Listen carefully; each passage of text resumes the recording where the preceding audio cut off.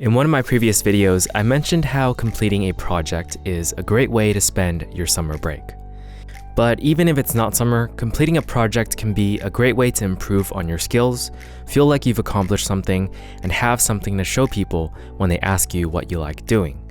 In that video, I said the best way to tackle a new project is to break it down into steps that can be done in a single day. If you're curious to how a project might be broken down, you can check out my Hololive or piano project breakdown videos. Every project is different, but there's always a way to break it down. In this video, I'm going to dive deeper into my advice on how to approach a new project so you can stay organized and not get overwhelmed into never starting. Tip number 1. If your project is something you're not used to, as in you're going to be doing a lot of new things, you'll only want to have one project as your main focus. Back then, I had a tendency to take on too many projects at once, and that either made the finished product mediocre or it slowed down the process a lot more than if I were to do it one at a time. Even if a project seems easy, if it's something you haven't done before, your brain will perceive it as something difficult, and there will be a strong resistance to trying it. Any small obstacle will probably deter you from actually following through and starting.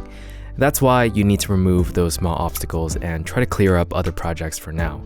And what follows is tip number 2. You need to make sure that you're giving the time the project needs. Making something a priority in your head or list doesn't necessarily translate to giving it time. What I suggest is having a planner where you fill in time slots during the week where all you do is work on that project. Just set a start time during a day that you know will be clear, then do what your breakdown of your project tells you to do. Oddly, I think what ends up happening a lot of the times for me when I procrastinate on a project is that I end up doing a lot of other things purposely to sort of say, oops, I guess I missed the time I was supposed to work on the project. I'll try again tomorrow or next week. And that is why you need tip number 3. Set a deadline for your project, or at least set a deadline for some of the steps of your breakdown. If you want to be timely about finishing your project, deadlines are necessary. They motivate and help you with organizing when you should do what. Of course, if it's a project you're not used to, you might underestimate the time it takes to do something. I do that all the time, but that's okay. All you have to do is forgive yourself for not knowing, push the deadline to a point where you think it's reasonable to complete with the newfound knowledge, and then try again. If it's a project you're used to, that's when you should try your best to meet the deadline no matter what. Either way, just saying you'll do something by a certain date really helps deal with the procrastination problem. If you're really bad about this, try to find some form of accountability by asking your friend to keep tabs on your progress. Tip number 4. This one might be controversial, but I really think you should just skip the initial research and dive straight into trying things for the project. Personally for me, when I was doing the Flower Dance in 5 Styles piano video, I didn't know much about arranging or improvising. I just decided to try it out and worry about the technicalities later. I could have spent a lot of time researching how to arrange properly or improvise properly, but to me, that sounds like a really well-crafted excuse to procrastinate on the project super hard, because those topics can be pretty extensive. Exploring it myself made me feel like I learned and absorbed a whole lot more than just researching.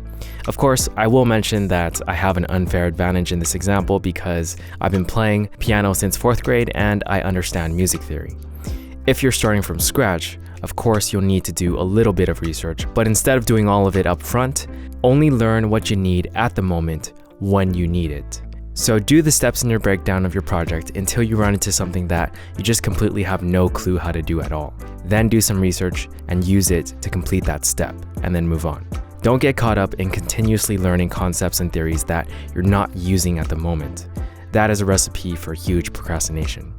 You'll feel like you learned a lot, but in reality, you only know things in theory without having any practical experience. Tip number 5. I find it difficult to do this one myself at times, but I think it's one of the best things you can do, and that's to ask someone you know for help or to try the project with you. Ideally, they have experience with the project you have planned. This way, the breakdown will be a lot less guesswork, research won't be an issue anymore because you have someone who knows every step of the way, and deadlines should be more effective if you have someone else who's trying to reinforce them. Of course, it all depends on who you choose as a project buddy or consultant. So don't be afraid to ask a friend who knows more than you for help.